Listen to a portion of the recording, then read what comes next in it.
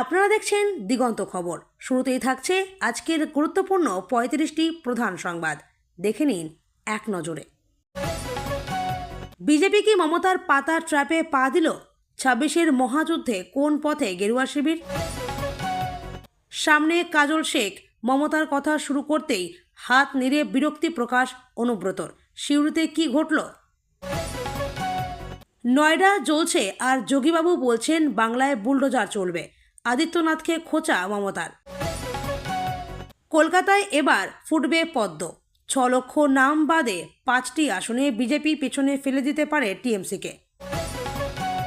রাজ্য সরকারি কর্মচারীদের বেতন ও মহার্ঘ ভাতা নিয়ে নয়া খবর, অর্থ দপ্তর সূত্রে আপডেট। মোদিবাবু হাতজোড় করে একটা অনুরোধ করছি। কি অনুরোধ করলেন মমতা? হার নিশ্চিত, ময়দানে লড়াইয়ের ক্ষমতা নেই। আইপ্যাক কাণ্ডে বিজেপিকে নিশানা চন্দ্রিমার, শুভেন্দু বললেন। বিহারের রাজনীতির এক অধ্যায়ের অবসান, পদত্যাগ করলেন নীতিশ কুমার। মন্ত্রিসভার বৈঠকে অঝরে কাঁদলেন মন্ত্রীরা। বাংলার জাফরাবাদের রক্তাক্ত অতীতের আতঙ্ক, হিংসা ও ধর্মীয় মেনুকরণ।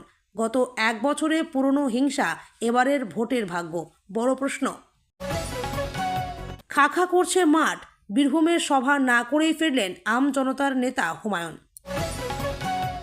ভাঙড়ে হুলস্থুল, ভোটের আগে বিজেপি প্রার্থীর বাড়িতে তৃণমূলের শওকত, সেটিং ফাঁস করলেন নওশাদ। নীতিশ যুগের অবসান, বিহারের মুখ্যমন্ত্রীর পদে বিজেপির সম্রাট চৌধুরী। বাংলার মাটিতে বাবরি মসজিদ হতে দেব না, হুমায়ুন কবির মমতার এজেন্ট অমিত শাহ। নাটক শেষ, ইস্তফা নীতিশের, বিহারের পরবর্তী মুখ্যমন্ত্রী সম্রাট চৌধুরী। বদলে যাবে আপনার ইন হ্যান্ড স্যালারি, কি আছে নতুন শ্রম কোডে? অনেককে ফোন করছি, বলছে হয়ে যাবে দাদা। হবে কি করে? দলের প্রার্থীদের সতর্ক করে দিলেন অভিষেক। আগামী ৪ এবং ৫ই মে আপনারা বাংলায় থাকুন। আইপ্যাক কর্তা গ্রেপ্তার হতেই গর্জে উঠলেন অভিষেক। ভোটের আগে গ্রেপ্তার আইপ্যাক কর্তা, এরপরে তাহলে কে? কি জানাচ্ছে বিজেপি ও সিপিএম? পয়লা বৈশাখেই বাংলায় বিজেপির ভোটের হালখাতা। সরাসরি ৩,০০০ টাকার প্রতিশ্রুতি দিয়ে মমতা সরকারকে হুঁশিয়ারি অমিত শাহের। মিলে গেল কথা। সিউড়ি থেকে কি বলছিলেন অনুব্রত? রাজধানীতে রাজনৈতিক ভূমিকম্প, মোদী সরকারকে রুখতে একজোট বিরোধীরা।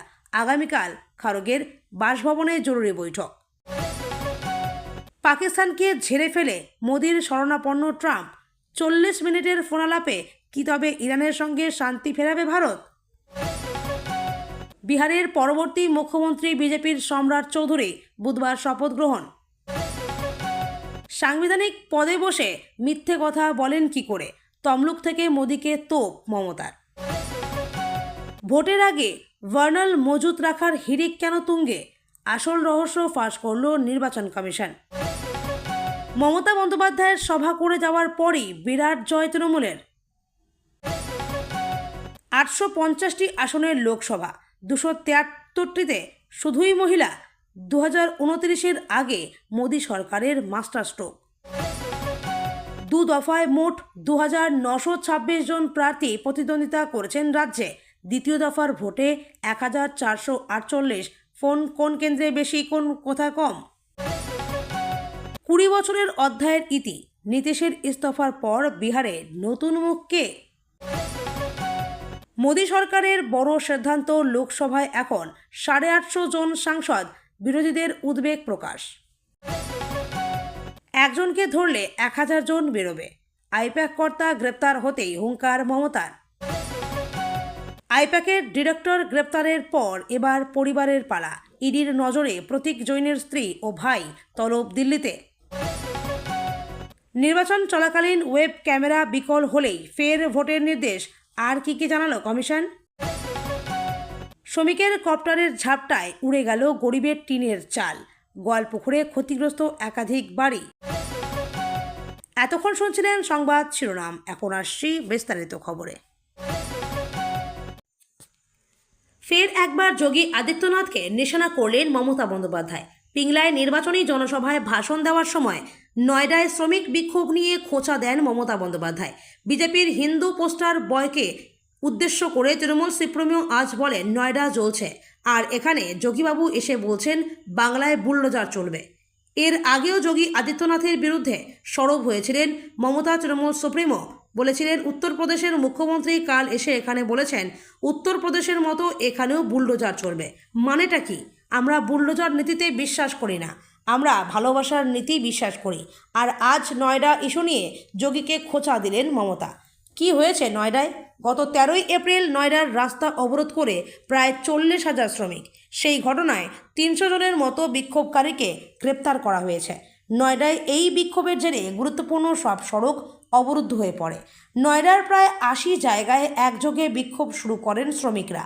পরে সেই বিক্ষোভ হিংসাত্মক আকার ধারণ করে। আজও পুলিশকে লক্ষ্য করে পাথর ছোড়ে বিক্ষোভকারীরা। উল্লেখ্য, হরিয়ানা সরকার সম্প্রতি ন্যূনতম বেতন বৃদ্ধির ঘোষণা করে। এরপরই উত্তরপ্রদেশের নয়ডাতে বেতন বৃদ্ধির দাবিতে পথে নামেন হাজার হাজার শ্রমিক। বিক্ষোভের মুখে উত্তরপ্রদেশ সরকারও ন্যূনতম বেতন বৃদ্ধি করেছে। তবে এই হিংসাত্মক বিক্ষোভ নিয়ে তদন্ত শুরু করেছে পুলিশ। কলকাতা জেলার 11টি আসন, সেখানেই বাম জামানা থেকেই গুটি কয়েক আসন বাদে সবকটি আসনেই তৃণমূলের দখলে ছিল। কিন্তু এবার এসআইআরের জন্য কলকাতার কয়েকটি আসন হাতছাড়া হতে পারে তৃণমূলের, তেমনই বলছে অনুমান। এবার বিধানসভা নির্বাচনে এসআইআর একটি বড় ফ্যাক্টর হতে পারে, বিশেষ করে কলকাতায়। কলকাতা জেলার 11টি আসন, সেখানেই বাম জামানা থেকেই গুটি কয়েক আসন বাদে সবকটি আসনেই তৃণমূলের দখলে ছিল। কিন্তু এবার এসআইআরের জন্য কলকাতার কয়েকটি আসন হাতছাড়া হতে পারে তৃণমূলের, তেমনই বলছে অনুমান। 2021 সালের বিধানসভা নির্বাচনের ফলাফল হলো 11টির মধ্যে 11টি আসন ছিল তৃণমূল কংগ্রেসের দখলে। 2024 সালের লোকসভায় কলকাতা উত্তর ও কলকাতা দক্ষিণ দুটিতেই তৃণমূল জয়ী হয়েছিল। তবে বিধানসভা নিরিখে 11টির মধ্যে 9টিতে তৃণমূল আর মাত্র 2টি এগিয়ে ছিল বিজেপি। কিন্তু তারপরেই হিসেব বদলে দিচ্ছে এসআইআর, তেমনই মনে করছে ওয়াকিবহাল মহল। গত 5ই ফেব্রুয়ারি ভোট অন অ্যাকাউন্ট বাজেট পেশ করে রাজ্যের সরকারি কর্মচারীদের জন্য 4% ডিএ বৃদ্ধির কথা ঘোষণা করে রাজ্য সরকার। তবে ঘোষণার সায় এখনও পর্যন্ত ডিএ বৃদ্ধি নিয়ে কোনো নোটিশ জারি হয়নি, যা বর্তমানে সরকারি কর্মচারীদের মাথা ব্যথার কারণ হয়ে দাঁড়িয়েছে। বাজেটে জানানো হয়েছিল বর্ধিত ভাতা আগামী অর্থবর্ষের শুরু থেকে অর্থাৎ 1 এপ্রিল থেকে কার্যকর হবে। তবে এখনও সেই বিষয়ে কোনো আপডেট নেই। মহার্ঘ ভাতা কি আদৌ বাড়বে? এই নিয়ে কর্মচারী মহলে জল্পনার মাঝেই এপ্রিল মাসের এবং পেনশন প্রদানের চূড়ান্ত সময়সূচি জানা গিয়েছে। স্কুল শিক্ষক, পঞ্চায়েত, পৌরসভা কিংবা দপ্তরের কর্মী থেকে সরকারি দপ্তরের সমস্ত কর্মীদের অ্যাকাউন্টে ঠিক কবে টাকা ঢুকবে তার বিস্তারিত তালিকা অর্থ দপ্তর সূত্রের সামনে এসছে। ই-বন্টন এবং WBIFMS পোর্টালের মাধ্যমে ট্রেজারি থেকে এই অর্থ প্রদান করা হয়। জানিয়ে রাখি, সরাসরি রাজ্য সরকারের অধীনে কর্মচারীরা এপ্রিল মাসের বেতন 29 এপ্রিল পেয়ে যাবেন। পঞ্চায়েত, মিউনিসিপ্যালিটি কর্পোরেশন এবং লাইব্রেরি কর্মীরা চলতি মাসের বেতন পাবেন 30 এপ্রিল। সরকার পোষিত এবং সাহায্যপ্রাপ্ত স্কুলের শিক্ষক ও শিক্ষাকর্মীদের বেতনও ঢুকবে 30 এপ্রিল। মোদিবাবু, হাত জোর করে একটা অনুরোধ করছি। কি অনুরোধ করলেন মমতা? 2024-এর ভোটার লিস্টে আপনি প্রধানমন্ত্রী হয়েছেন। যদি ওই লিস্টে ভোট হয় তাহলে বাংলায় 90 লক্ষ ভোট কাটার জন্য আলাদা করে এসআইআর করতে হলো কেন? আপনাকে প্রথম পদত্যাগ দিতে হবে, আপনাকে করতে হবে। তা না হলে জনগণ আগামী দিনে আপনাকে পদচ্যুত করে দেবেন। মনে রাখবেন, গণতন্ত্র সবথেকে শক্তিমান। বেঙ্গল ইলেকশন 2026। আক্রমণের মাত্রাও আরও চড়ান তিনি। কারোর নাম না করে নিশানা সানিয়ে মমতা বলেন, আমোদি প্রমোদি বাবুরা জ্ঞান দিচ্ছেন, সোনার বাংলা বানিয়ে দেবেন। লিখে নিয়ে এসে ট্যালিপ্রম্পটাকে বক্তৃতা দিচ্ছেন। বলুন, বাংলার ছেলেমেয়েরা বিহারে গেলে অত্যাচার করেন কেন? রাজস্থানে গেলে খুন করো কেন? জিজ্ঞাসা করুন, মেদিনীপুরের ছেলেরা মহারাষ্ট্রে কাজ করতে গেলে খুন করেন কেন? যে রাজ্যে তোমরা বাংলার মানুষকে খুন করো আর সেই বাংলায় এসে তোমরা বলছো ভোট দাও, লজ্জা করে না? অপদার্থের দল, শুধু সন্ত্রাস আর হিংসা। চোখগুলো দেখলে মনে হয় খেতে আসছে। ওরে বাপ! গালগুলো গোল গোল আর চোখগুলো লাল লাল গোল। ডুমুর ফল নয়, বট ফল দেখেছেন? যখন লাল হয়ে যায় সেই রকমই লাল, একেবারে লালে লাল। বঙ্গভোট একেবারে দোরগোড়ায়। 23শে এপ্রিল রাজ্যে প্রথম দফার ভোট, হাতে আর মাত্র 9 দিন বাকি। আর এর মধ্যে সোমবার রাতে এমন এক ঘটনা ঘটেছে যা নিয়ে তোলপাড় রাজ্য রাজনীতি। কয়লা কেলেঙ্কারি মামলার তদন্তে নেমে আইপ্যাকের অন্যতম পরিচালক ও সহপ্রতিষ্ঠাতা বিনেশ চান্দেলকে গ্রেপ্তার করেছে ইডি। তদন্তে নেমে ইডি জানতে পারে আইপ্যাকের সঙ্গে হাওয়ালা লেনদেনের যোগসূত্র রয়েছে। পশ্চিমবঙ্গে কয়লা পাচারের 20 কোটি টাকা গিয়েছিল আইপ্যাকের কাছে। ঠিক এই অভিযোগে বিনেশ চান্দেলকে গ্রেপ্তারের পর এবার ইন্ডিয়ান পলিটিক্যাল অ্যাকশন কমিটির সহপ্রতিষ্ঠাতা ও পরিচালক প্রতীক জৈনের ভাই পুলকিত জৈন ও প্রতীক জৈনের স্ত্রীকে ডেকে পাঠালো ইডি। তবে এই ঘটনা নিয়ে তৃণমূল কটাক্ষ করে বিজেপিকে। ভোটের আগে এই গ্রেপ্তারে নিয়ে অভিষেক বন্দ্যোপাধ্যায় জানান, এটি গণতন্ত্র নয়, এটি স্রেফ ভিত্তি প্রদর্শন। অভিষেকের পাশাপাশি চন্দ্রিমা ভট্টাচার্য বিজেপিকে নিশানা করে কড়া ভাষায় আক্রমণ শানালেন। পাল্টা দিলেন শুভেন্দুও। সাংবাদিক বৈঠক করে চন্দ্রিমা জানান, ইডি নামক শব্দটি আসলে ডেসপারেট, মানে যা ইচ্ছে তাই করব একটা ভাব আর কি। ইডি শব্দের অর্থের পুরো টার্মটাই পরিবর্তন করে দিয়েছে। পশ্চিমবঙ্গে কয়লা পাচারের 20 কোটি টাকা গিয়েছিল আইপ্যাকের কাছে। সেই অভিযোগের সূত্র ধরেই আইপ্যাকের কড়া গ্রেপ্তার করে সংস্থা। 10 দিনের ইডি হেফাজত হয়েছে তার। তবে এই বিষয় নিয়ে শুভেন্দু অধিকারী জানান, সবাই জানে কয়লার টাকা হাওয়ালার মাধ্যমে গিয়ে নিয়েছিল গোয়া নির্বাচনে। সবাই জানে, এটা নতুন কিছু নয়। যেটা হলো দেরিতে হলো। বিহারের রাজনীতিতে দীর্ঘ 2 দশকের এক বর্ণময় ইতিহাসের যবনিকা পতন হলো। আজ আনুষ্ঠানিকভাবে মুখ্যমন্ত্রীর পদ থেকে ইস্তফা দিলেন নীতিশ কুমার। ক্ষমতার অলিন্দ ছেড়ে তিনি এখন দিল্লির রাজনীতিতে রাজ্যসভায় সদস্য হিসেবে নতুন ইনিংস শুরু করতে চলেছেন। নীতিশের বিদায়ে বিহারের প্রথমবারের মতো কোনো বিজেপি নেতা মুখ্যমন্ত্রী হিসেবে শপথ নিতে চলেছেন। 2005 সাল থেকে বিহারের শাসনভার সামলানো নীতিশ কুমার আজ বিকেলে তার শেষ মন্ত্রিসভার বৈঠক করেন। এনডিটিভির প্রতিবেদন অনুযায়ী বৈঠক চলাকালীন পরিবেশ ছিল অত্যন্ত থমথমে। বিদায়ী ভাষণে নীতিশ তার সকল সতীর্থকে ধন্যবাদ জানায়। প্রিয় নেতার বিদায়ে আবেগ ধরে রাখতে পারেননি ঘনিষ্ঠ মন্ত্রী অশোক চৌধুরী ও লেশে সিং। এমনকি সমাজ কল্যাণ মন্ত্রী মদন সাহনীও অঝরে কাঁদলেন। তবে পুরো সময় শান্ত থেকে সবাইকে পরিস্থিতি সামলানোর পরামর্শ দেন স্বয়ং সুশাসনবাবু। আমার সিদ্ধান্ত কি সঠিক? মন্ত্রীদের কাছে জানতে চাইলেন নীতিশ। বৈঠক শেষে নীতিশ কুমার প্রত্যেক মন্ত্রীর সঙ্গে একান্তে কথা বলেন। সূত্রের খবর, তিনি আবেগমথিত কণ্ঠে একটি প্রশ্ন করেন, আমার সিদ্ধান্ত কি ঠিক? যদিও দলের কর্মীরা গত 1 মাস ধরে এই সিদ্ধান্তের বিরোধিতা করে রাজপথে প্রতিবাদ জানিয়েছিলেন, তবে বিদায়বেলায় অধিকাংশ মন্ত্রী তার সিদ্ধান্তকে সমর্থন জানিয়েছেন। কেউ কেউ সরাসরি বলছেন, আপনাকে বিহার খুব মিস করবে। বিহারের মসনদে এবার সম্রাট চৌধুরী। নীতিশের পদত্যাগের পরই এনডিএ বিধায়ক দলের বৈঠকে সর্বসম্মতিক্রমে নেতা নির্বাচিত হয়েছেন সম্রাট চৌধুরী। বিহারের নতুন মুখ্যমন্ত্রী হিসেবে রাজ্যপালের সঙ্গে দেখা করে তিনি সরকার গঠনের দাবি পেশ করেছেন। নীতিশের জেডিইউর পক্ষ থেকে লল্লান সিং ও সঞ্জয় ঝা ও তার পাশে ছিলেন শপথের সূচি। তারিখ 15 এপ্রিল 2026, সময় সকাল 10:50, স্থান রাজভবন, পাটনা। ধারণা করা হচ্ছে সম্রাট চৌধুরীর পাশাপাশি জেডিইউ কোটা থেকে 2 জন উপমুখ্যমন্ত্রীও এদিন শপথ নিতে পারেন। নীতিশ কুমারের এই প্রস্থান কেবল একটি পদত্যাগ নয়, বরং বিহারের রাজনীতিতে এক নতুন মেরুকরণের শুরু করে বলে মনে করছেন বিশ্লেষকরা। ওয়েস্ট বেঙ্গল অ্যাসেম্বলি ইলেকশন 2026-এর প্রেক্ষাপটে ভোটমুখী বাংলার মুর্শিদাবাদের জাফরাবাদের সময় এগোলেও আতঙ্ক রয়ে গেছে। 1 বছর পেরিয়ে এলাকার বাতাসে জমাট বেঁধে রয়েছে অস্বস্তি ও ভয়ের ছায়া। নিরাপত্তা জোরদার করতে বসানো হয়েছে লোহার নতুন গেট, বৈদ্যুতিক খুঁটিতে লাগানো হয়েছে সিসিটিভি সার্ভিলেন্স, সবই চোখে পড়ার মতো। 1 বছর আগে ওয়াকফ ল ভায়োলেন্সকে কেন্দ্র করে যে ভয়াবহ অগ্নিসংযোগ ও নৃশংস হত্যাকাণ্ড ঘটেছিল তার ক্ষত এখনও দগদগে। এই রক্তাক্ত ঘটনায় খুন হন হরগোবিন্দ দাস এবং তার ছেলে চন্দন দাস। যে বাড়ি থেকে তাদের টেনে হিচড়ে বের করে নিয়ে গিয়ে নির্মমভাবে হত্যা করা হয়েছিল, সেই বাড়িটি আজ যেন এক স্তব্ধ ভরাক্রান্ত দুর্গে পরিণত হয়েছে। বাইরে সশস্ত্র পুলিশ ক্যাম্প থাকা সত্ত্বেও ভিতরে থমথমে নীরবতা। পরিবারের সদস্যদের মনে এখনও ঘনীভূত হয়ে রয়েছে এক গভীর অদৃশ্য আতঙ্ক। নিরাপত্তার বলয় থাকা সত্ত্বেও দাস পরিবারের মানুষজন আজও নিজেদের সম্পূর্ণ সুরক্ষিত বলে মনে করতে পারছেন না। মুর্শিদাবাদ ভায়োলেন্স আফটারম্যাথ যেন প্রতিটি মুহূর্তে ফিরে আসে তাদের স্মৃতিতে। জাফরাবাদ এখন আর কেবল একটি গ্রাম নয়, এটি ধীরে ধীরে ওয়েস্ট বেঙ্গল পলিটিক্সের এক শক্তিশালী প্রতীকে পরিণত হয়েছে। হরগোবিন্দ দাস ও চন্দনের নাম আজ উচ্চারিত হচ্ছে নন্দীগ্রাম কিংবা সন্দেশখালীর মতোই, যেখানে একটি ব্যক্তিগত ট্র্যাজেডি বৃহত্তর পলিটিক্যাল ন্যারেগেটিভ এর রূপ নিয়েছে। এই ঘটনা এখন শুধুমাত্র একটি অপরাধের বিবরণ নয়, বরং ইলেকশন 2026কে ঘিরে রাজনৈতিক বিতর্ক, মেরুকরণ এবং নিরাপত্তা প্রশ্নের কেন্দ্রবিন্দু হয়ে উঠেছে।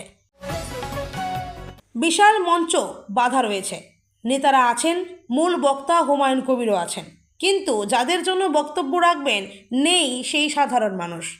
অগত্যা সভায় না গিয়ে এক বেসরকারি অনুষ্ঠান ভবনে সাংবাদিকদের মুখোমুখি হলেন আমজনতা উন্নয়ন পার্টির নেতা হুমায়ুন কবির।